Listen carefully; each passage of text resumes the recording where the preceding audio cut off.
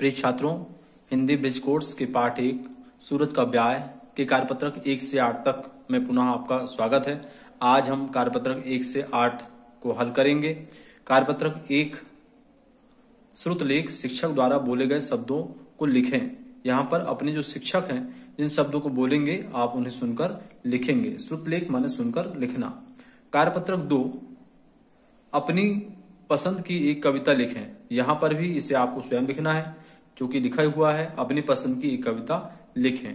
कार्यपत्रक 3 में कुछ तत्सम और तद्भव शब्द दिए हैं जिन्हें चुन करके हमें नीचे की तालिका में लिखना है। इसके पहले हम तत्सम और तद्भव शब्द को समझ लें। यहाँ आप देखें, तत्सम शब्द की परिभाषा लिखा हुआ है। संस्कृत के वे शब्द जो हिंदी में अपने मूल रूप में प्रयोग किए जाते हैं तत्सम शब्द कहलाते हैं, जैसे जल, अग्नि, हस्त आदि।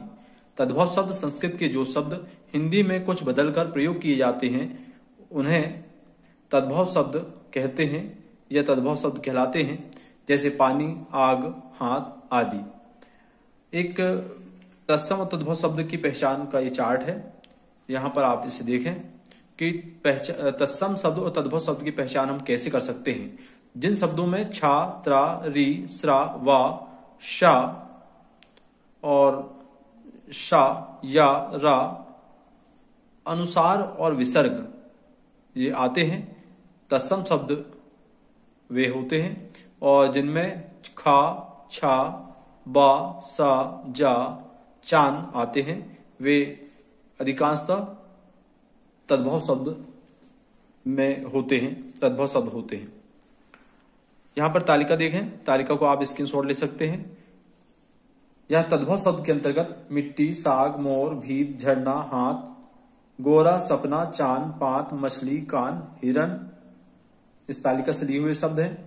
और तत्सम शब्द के अंतर्गत हस्त, स्वप्न, मृतिका, शाक, भित्ति, चंद्र, समुद्र, श्रृंखला, हस्ती, वेद आदि हैं। कार्यपत्रक 4 में समान तुक वाले शब्दों को पहचान कर लिखें। यहाँ तालिका में समान तुक शब्द दिए हुए हैं, जिनके यहाँ कुछ शब्द हैं 1 से लेकर 12 तक के। इनके सामने तालिका छांटकर समान तुक वाले शब्द लिखना है। समान तुक वाले शब्द जिन्हें तुकांत शब्द कहते हैं। जिन शब्दों का अंत वाला अक्षर समान होता है उन्हें तुकांत शब्द कहते हैं, जैसे राजा, ताजा। यहाँ देखें आप, इससे भी आप स्क्रीनशॉट ले सकते हैं। कहर का होगा नहर, क्योंकि कहर में 3 अक्षर है, नहर में भी 3 अक्षर है। और अंतिम वर्ण रा है, यहाँ पर भी रा है। कान का मान, रात का बात, मकान का दुकान, अपना का सपना, साथ का हाथ, तारा का नारा, बिटिया का घटिया, खिला का किला, छिला का दिला, सजाएगी का गाएगी, झमेला का अकेला। कार्यपत्रक 5 देखें। कार्यपत्रक 5 में कुछ मायने शब्द दिए हुए हैं, जैसे अफवाह यानी झूठी खबर, मोर माने दूल्हे के सिर पर बांधा जाने वाला मुकुट। तो यहाँ ये भरा हुआ है और आपको कार्यपत्रक 1 के पहले जो व्याख्या की गई थी उसमें पर्याप्त समझाया गया है। आप इसका चाहें तो स्क्रीनशॉट ले सकते हैं, इससे समय की बचत होगी। छात्रों, कार्यपत्रक 6 में एक काव्यांश दिया हुआ है, जिसे पढ़कर नीचे के प्रश्नों को हल करना है। कहती सारी दुनिया जिसे किस्मत नाम है उसका हकीकत में मेहनत। जिसको सारी दुनिया किस्मत कहती वास्तव में वह मेहनत है। जो रचते हैं खुद अपनी किस्मत वे कहे जाते हैं साहसी। जो अपनी किस्मत स्वयं बनाते हैं उनको साहसी कहते हैं। जो करते हैं ईश्वर से शिकायत वे कहे जाते हैं आलसी। जो रुक गया मिट गया उसका नामो निशा। जो व्यक्ति जीवन के मार्ग में रुक जाता है उसका नामो निशा, सब कुछ मिट जाता है। जो चलता रहता है अपनी मंजिल को वो पा गया। खुशी के हकदार वही हैं जिन्होंने दुख को सहा। जो दुख को सहते हैं वो खुशी के हकदार कहलाते हैं। छोड़ के दामन फूलों का कांटों की राह को चुना। और जो छोड़ के दामन फूलों का माने सुख की राह को छोड़कर जो मुसीबतों की राह में आगे बढ़ता है वही व्यक्ति आगे बढ़ता है। निराशा का अंधकार मिटाकर आशा के दीप जलाओ। इसलिए कवि कहते हैं निराशा माने अपने अंदर की नकारात्मक भावनाओं को जला करके, दूर करके आशा का संचार करो। सकारात्मक भावनाओं को अपनाओ। छोड़ भाग्य की दुहाई और भाग्य की दुहाई को छोड़ करके अपनी किस्मत स्वयं बनाओ, अपनी किस्मत को स्वयं रचो। हकीकत में किस्मत किसे कहते हैं, प्रश्न पहला है, तो इसका उत्तर है मेहनत। जो अपनी किस्मत रचते हैं उन्हें क्या कहते हैं, इसका उत्तर है साहसी। सच्ची खुशी का हकदार कौन होता है, इसका उत्तर है दुख सहने वाला। किसका अंधकार मिटाना है, उत्तर है निराशा का।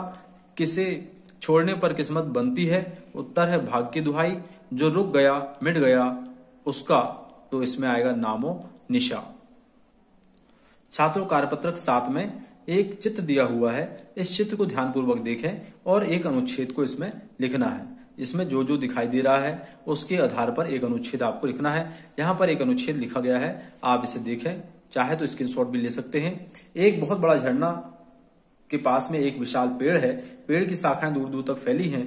पेड़ पर एक चिड़िया पिंजरा में कैद है। सुबह सुबह सूर्य की लाल लाल किरणें जब प्रकृति पर पड़ रही है तब पक्षी एक जगह से दूसरी जगह उड़ते हुए ऐसे लग रहे हैं जैसे वे सूर्य का स्वागत कर रहे हैं।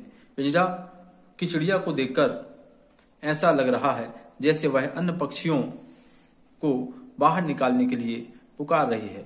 इसका आप स्क्रीनशॉट ले सकते हैं। आपको इसी प्रकार मन से अपने आधार पर एक अनुच्छेद लिखना है। छात्रों, अब हम कार्यपत्रक 8 देखते हैं। आज सुबह से उठकर आपने क्या क्या किया उसके बारे में लिखें। यह प्रश्न पिछली बार परीक्षा में आ चुका है। आज सुबह उठकर मैंने सबसे पहले धरती माता को प्रणाम किया, इसके बाद अपने माता पिता को प्रणाम किया, नित्य क्रिया किया तथा ब्रश करने के बाद सुबह की सैर करने गया। नित्य क्रिया तथा ब्रश करने के बाद सुबह की सैर करने गया। प्राणायाम तथा व्यायाम किया, स्नान ध्यान तथा पूजा पाठ किया, प्रतिदिन की तरह भलाई का एक कार्य किया, जैसे गाय को रोटी खिलाया। सुबह विद्यालय जाने से पहले गृह कार्य किया, भोजन करने के बाद विद्यालय गया। इस तरह आप भी अपने मन से कुछ सेंटेंस, कुछ वाक्य लिख सकते हैं, परीक्षा में जरूर आता है। धन्यवाद।